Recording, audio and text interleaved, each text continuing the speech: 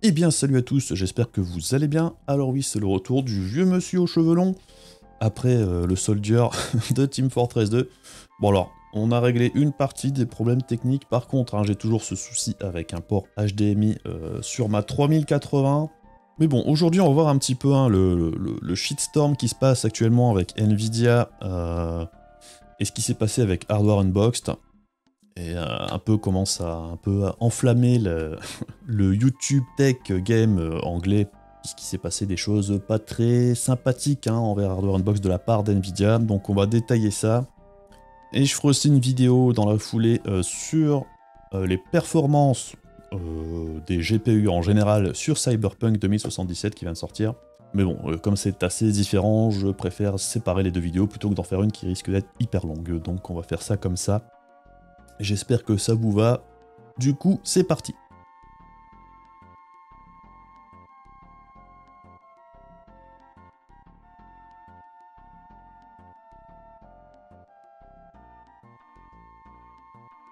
Bon alors, qu'est-ce qui se passe en ce moment avec Nvidia et Hardware Unboxed et pour la tech, le YouTube game en général, des tech-tubers comme on dit?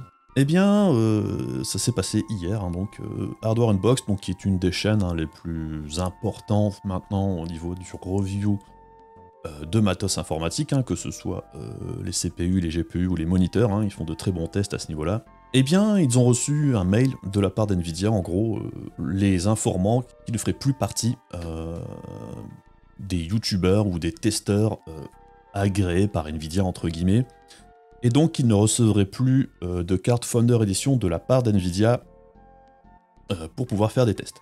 Alors la raison évoquée, c'était que Hardware Unboxed ne mettrait pas assez en avant le ray tracing et les technologies d'Nvidia dans leur review, et qu'il mettrait plus en avant la rasterisation que les nouvelles technologies d'affichage en général. Et en terminant leur mail, ils disaient gentiment si vous changez votre ligne éditoriale et mettez plus en avant le ray tracing et compagnie, on vous réintégrera dans la liste des gens à qui on envoie des Founder Edition. C'est tout bonnement incroyable. En gros, on a affaire à une société qui vient de dire à des reviewers indépendants eh bien, on n'aime pas la façon dont vous orientez vos tests et vos reviews, et on vous trouve pas assez gentil avec nos produits, en fait, donc du coup, on vous fournit plus de matos. Ok, Nvidia n'est pas obligé d'envoyer des exemplaires pour faire des reviews à tout le monde, ils peuvent choisir à qui ils veulent fournir leur matos. Mais le problème dans l'histoire, c'est que ça a des répercussions sur cette chaîne-là, mais aussi sur toutes les autres. Donc déjà, pour Hardware Unbox, ça veut dire plus de reviews de matos Day One. Là où avant, ils pouvaient recevoir les Founder Edition en même temps que tout le monde, préparer leur review, la faire dans les temps, dans des conditions relativement correctes au niveau du timing, pour pouvoir proposer quelque chose le jour de la sortie.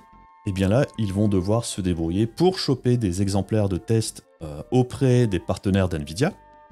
Alors les 10 partenaires d'Nvidia, je vous rappelle aussi qu'ils ont une liste de reviewers qu'ils doivent soumettre à Nvidia pour pouvoir être validés. Donc on peut se dire que si les partenaires d'Nvidia ont Hardware Unboxed dans leur liste de reviewers, Nvidia peut tout à fait refuser. Donc du coup, ça veut dire que pour Hardware Unboxed, c'est déjà une perte d'argent, puisque ne pas avoir de review le jour de la sortie, c'est quand même très pénalisant. Surtout qu'on sait que même s'ils arrivent à se fournir chez les partenaires, si par miracle ce serait approuvé par Nvidia, on sait très bien que les modèles custom sortent quelques jours après les Founder Edition. Donc du coup, les reviews des modèles custom arrivent après. Donc pas de review Day One, ça veut dire une perte en vue et en visibilité énorme. Donc pour l'image de marque de la chaîne YouTube, c'est très mauvais. Pour les revenus publicitaires, c'est pas terrible non plus. Et après, ça pose aussi un souci de, même s'ils arrivent à se fournir une carte d'une façon ou d'une autre, que ce soit par leur communauté, leurs relations et compagnie, eh bien, ils n'auraient pas les mêmes conditions de test que tous les autres reviewers. Donc ça veut dire qu'ils devraient probablement rusher. Donc ça veut dire passer des nuits et des journées entières à préparer la review quand tous les autres sont sûrement un peu plus cool, même si généralement on sait que ça prend énormément de temps et qu'ils n'ont pas beaucoup de temps en règle générale, mais là du coup ce serait encore moins. Donc c'est vraiment pas anodin du tout ce qui vient de se passer. Et on voit que Nvidia essaye de contrôler énormément le message qui est envoyé aux potentiels acheteurs. Parce qu'au final, hein, c'est ça, hein, le nerf de la guerre. Nvidia essaye de mettre particulièrement en avant la feature qui les démarque le plus de la concurrence. Et là, pour le coup, c'est le ray tracing et le DLSS. Après, hein, outre le fait que ça mette cette chaîne YouTube-là en galère, entre guillemets, ça crée aussi un précédent au niveau de tous les acteurs du TechTube en général, hein, puisque du coup, ce message a été largement diffusé, et tout le monde est au courant, en gros, que si vous ne mettez pas en avant ce qu'NVIDIA a envie que vous mettiez en avant, du coup, vous aurez plus de matos de la part d'NVIDIA. Donc pour des gros youtubeurs, ça pose pas forcément de problème parce qu'ils ont des moyens de revenus autres que la review brute et les revenus que ça puisse apporter. Hein, je veux dire, les gros youtubeurs s'en foutent de recevoir une carte à 700 balles ou à 1500 balles, pour eux c'est pas ça le problème. Le souci c'est plutôt de pas pouvoir informer les gens au plus vite au moment de la sortie de la carte, et c'est aussi pour l'image de marque de la chaîne en général. Mais donc du coup, si tout le monde doit faire des reviews élogieuses de produits Nvidia pour avoir des exemplaires de tests de la part d'Nvidia, bien ça crée des doutes aussi au niveau de la communauté en général sur les tests du coup qui seraient positifs envers les produits Nvidia, et pourquoi donc tous les youtubeurs seraient donc des vendus à la botte d'Nvidia, puisqu'ils seraient obligés du coup de donner des tests positifs. Donc en faisant tout ça, ça donne de la matière pour les fanboys en tout genre. Je suis désolé pour les fanboys, mais je rappelle au passage que peu importe la marque pour laquelle vous êtes un fanboy, tout ce qu'ils veulent c'est votre pognon. Ils en ont un peu rien à foutre que vous faites de la pub pour eux gratuitement. Et vous n'aurez jamais aucun merci. On voit depuis quelque temps un changement dans la stratégie marketing d'Nvidia, et on sent aussi qu'ils sont de plus en plus dirigistes. Déjà, on a vu sur la sortie des RTX 3000 qu'ils envoyaient de plus en plus d'exemplaires de tests à des influenceurs qui ne sont pas forcément du milieu tech. Alors, d'un certain côté, je trouve ça malin, puisque du coup, ça élargit le message comme quoi une nouvelle carte graphique sort sur les PC, comme quoi c'est génial, machin, tout ça.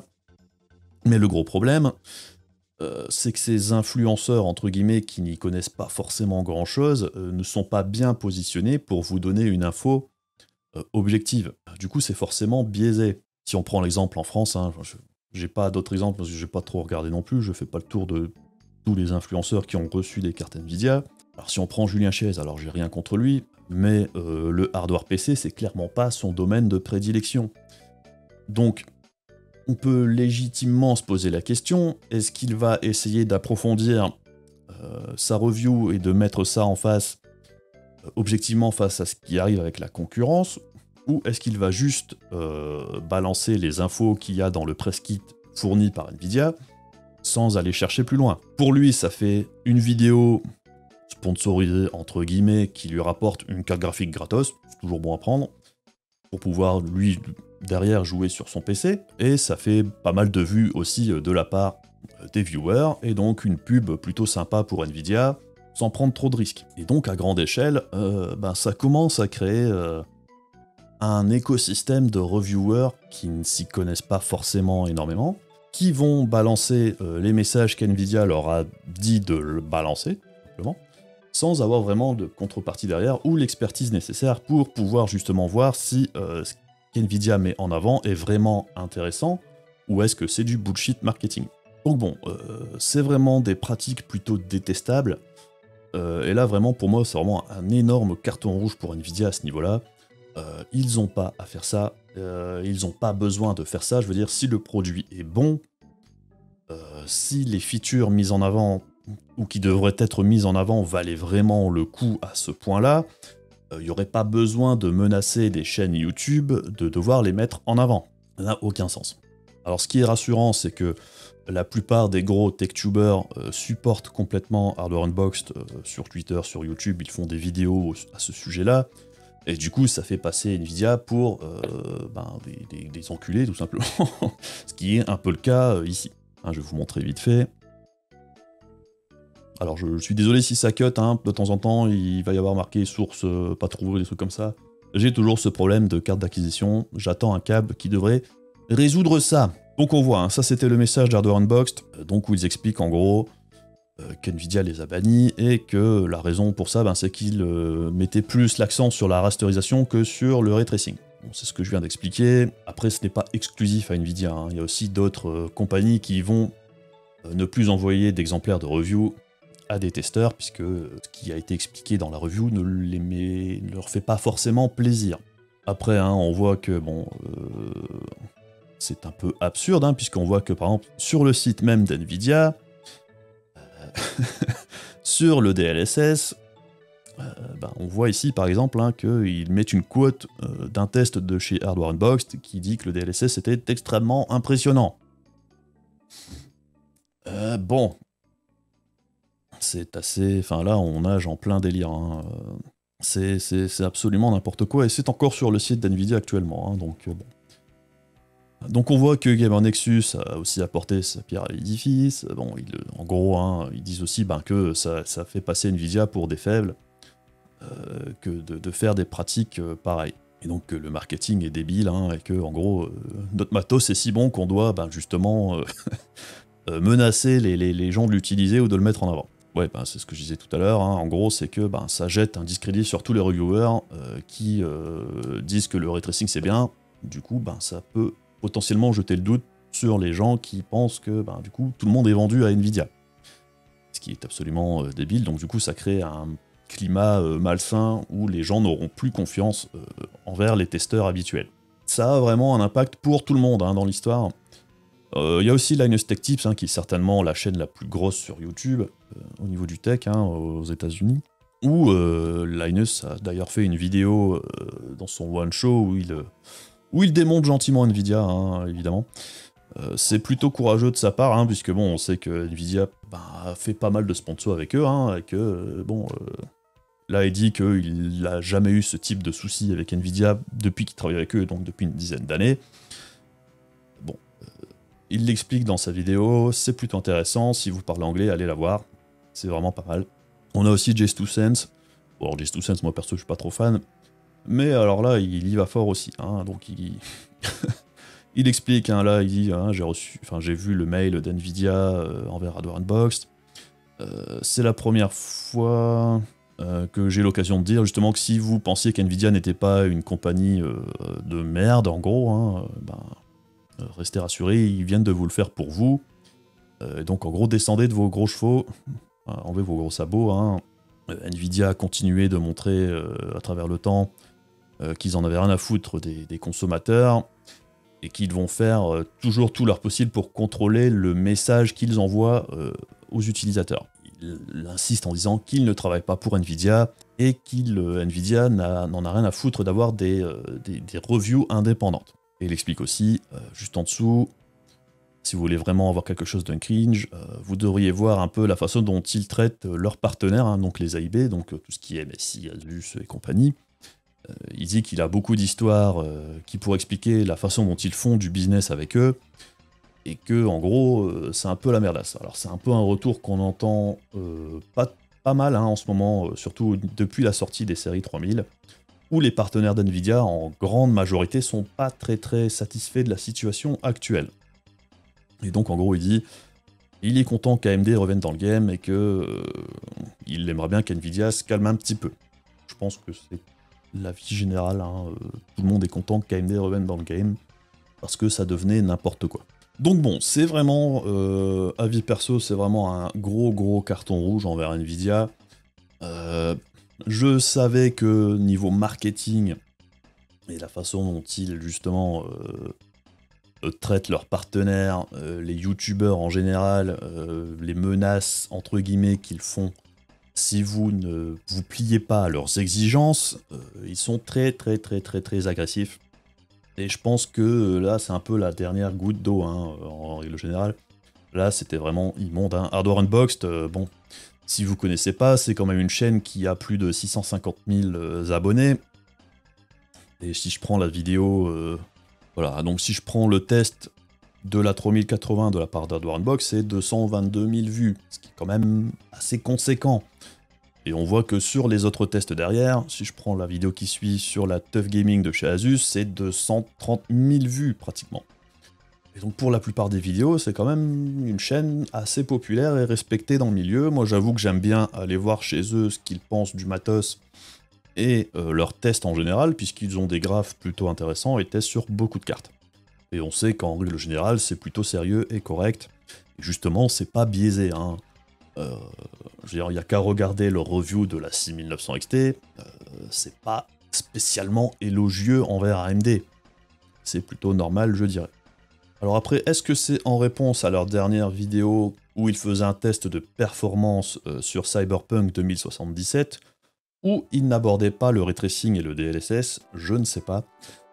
Le choix qu'avait fait Ardouanbox, c'était d'avoir un test d'abord en rasterisation, et ensuite un test qui faisait le focus justement sur le ray tracing et le DLSS, ou qui est sorti aujourd'hui d'ailleurs, où ils mettent vraiment en avant d'ailleurs les features, hein, puisque c'est un jeu où le DLSS et le ray tracing est plutôt bien exploité, et c'est une belle démo technique pour le ray tracing et le DLSS d'ailleurs, et c'est ce qu'ils disent dans leur vidéo, donc est-ce qu'NVIDIA n'aurait pas peut-être dû attendre une journée pour voir justement cette vidéo en question?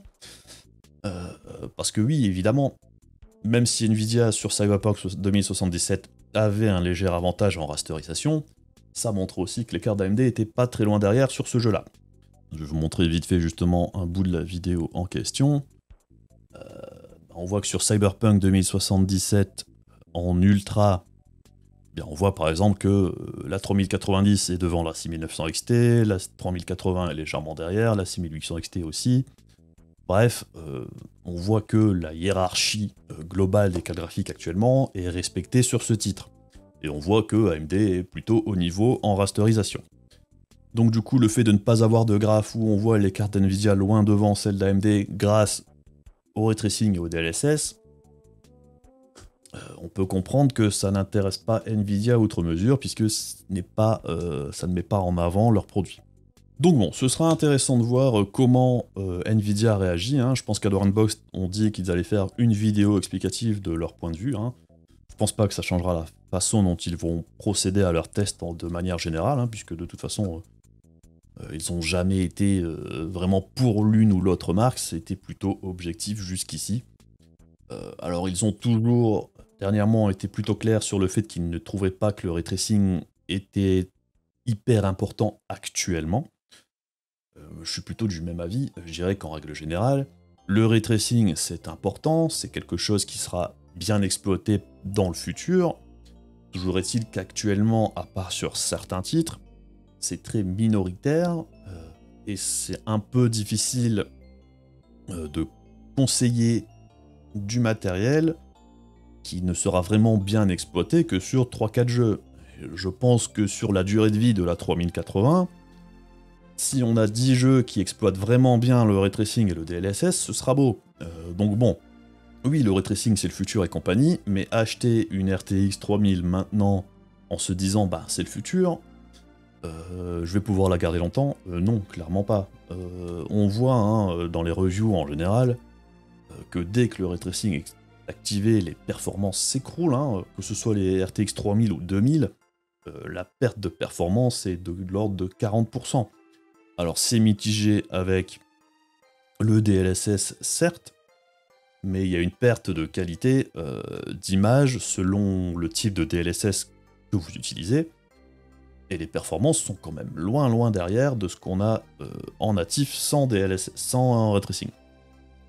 Et dans le cas de Cyberpunk, tout particulièrement, même si le ray tracing est plutôt bien foutu et bien implémenté, le jeu est vraiment aussi magnifique, même sans le ray tracing. Donc,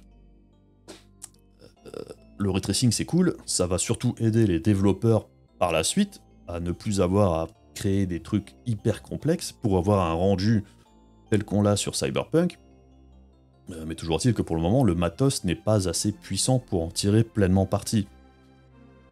Et oui, alors je sais que les consoles aussi, hein, je le vois passer à chaque fois, ouais, mais il y a le ray tracing sur console, machin, truc. Oui, enfin, le ray tracing sur console, c'est le même que sur les cartes d'AMD, et tout le monde semble dire que le ray tracing des cartes AMD est pourri. Ce qui est totalement faux, c'est juste que c'était pas vraiment le focus de l'architecture. Bref. Les cartes d'AMD, en général, au niveau du ray tracing, ça se situe au niveau des 2080 Ti de la génération précédente, ce qui n'est pas non plus immonde comparé à ce qu'on a eu, et au final, il n'y a que 2 références de cartes qui sont au-dessus, donc c'est pas non plus la catastrophe. Ce qui manque vraiment à AMD pour le moment, c'est cet équivalent de DLSS, qui doit arriver on ne sait pas quand. Donc bon, le fait de dire que le RTX c'est cool quand c'est bien, mais que pour 99% des jeux, ça sert à rien, c'est totalement valide comme critique. Personne ne remet en question le fait que ce sera de plus en plus utilisé par la suite, mais que pour l'instant, c'est encore très minoritaire et que le matos, de toute façon, quand ce sera quelque chose de très répandu, les RTX 3000 ou les 6800, ou même la génération suivante, à mon avis, seront complètement à la ramasse. Donc, en faire un argument massu maintenant, pour moi, ça n'a pas trop de sens. Donc bon, après, ça dépend de l'appréciation de chacun. Ça m'empêche pas d'apprécier jouer à Cyberpunk avec le ray tracing, avec une RTX 3080 actuellement. Le jeu est magnifique. Il est magnifique également sans ray tracing. L'avoir, c'est un petit plus appréciable, mais je pourrais totalement jouer sans aussi. Donc, le fait que ce soit la position d'Hardware Unboxed sur le sujet, est-ce que c'est une raison valable pour les bannir des lancements des cartes d'NVIDIA des prochaines? Pour moi, non, clairement pas. Donc bon, encore une fois, faites attention quand vous regardez des reviews à droite ou à gauche. Vraiment, regardez plusieurs sources. Faites attention au marketing. Enfin, Nvidia a toujours été très très bon au niveau du marketing et à vous vendre des choses qui ne sont pas forcément hyper importantes. Mais ils ont toujours réussi à faire ça de manière plutôt bonne. Donc, les produits sont bons malgré tout, j'ai rien à dire sur les RTX 3000. Dans l'ensemble, ce sont de bonnes cartes. Le problème, c'est qu'elles sont pas dispo. C'est pareil pour les Radeon actuellement. Bref. On verra bien comment ça évolue, on verra bien la réponse d'NVIDIA, parce que là, ça crée quand même un shitstorm assez énorme. Là, ils se mettent tout le monde à dos au niveau des reviewers sur YouTube principalement, mais ils faisaient exactement la même chose au niveau des reviewers papier depuis quelques années. Donc, c'est intéressant, mais c'est bien que ces pratiques douteuses soient mises en avant, parce que c'est vraiment assez ignoble. Donc bon, encore une fois, essayez d'encourager les reviewers indépendants, et essayer de garder un œil critique sur les reviews. De temps en temps, c'est assez simple de voir ceux qui lisent bêtement le review kit fourni par Nvidia, ou ceux qui rentrent dans les détails et qui appuient un peu plus sur les forces et les faiblesses d'une architecture de carte, parce qu'il y a toujours des choses positives et des choses négatives sur le matos. Bref. Je vais passer à la prochaine vidéo ensuite où on va voir un petit peu justement le test de chez Hardware Unboxed au niveau des performances sur Cyberpunk, qui est plutôt intéressant. Donc du coup, j'espère que cette vidéo vous a intéressé et vous a apporté quelques infos sympas. Donc encore une fois, je ne crache pas sur Nvidia principalement, c'est juste que là c'est le sujet actuel. On sait que Intel ou AMD ont également fait la même chose par le passé, ou d'autres marques, comme MSI et compagnie, ou même Sony, au niveau de la presse jeux vidéo. Enfin, on voit que c'est une pratique qui se retrouve à droite à gauche, mais qui est assez moche, peu importe le sujet et peu importe le milieu.